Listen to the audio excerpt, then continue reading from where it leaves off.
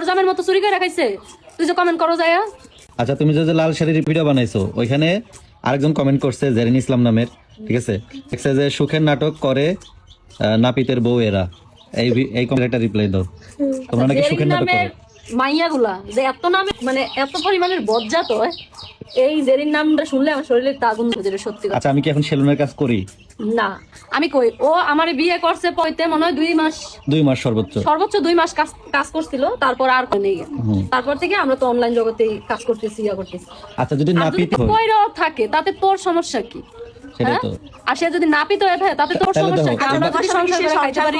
আচ্ছা বাংলাদেশের না একটা কথা শোনো, এই যে বাংলাদেশে তো কোনো কাজ করে তুমি ভালো না, যখন গার্মেন্টস কালো গার্মেন্টস পার্টি পরে কামলা দিলে কইস সেলুনের কাজ করলে কয় নাপিত, ইনশাআল্লাহ আবার কন্টেন্ট বানালে কয় বউ ব্যবসায়ী। না যায় দেখো যে কমেন্ট করছো ওর জাম নির্গাতছো, কারণ ওর জামাই কাম করে খায় না, এই কারণে কামের এইভাবে ছোট করে দেখে। ওর জামাই যদি চাকরি বাকরি কাজ কাম করে খায় নাপিতেরা কি মানুষ না? আচ্ছা ধরলাম আমি নাপিতি, নাপিতেরা কি মানুষ না?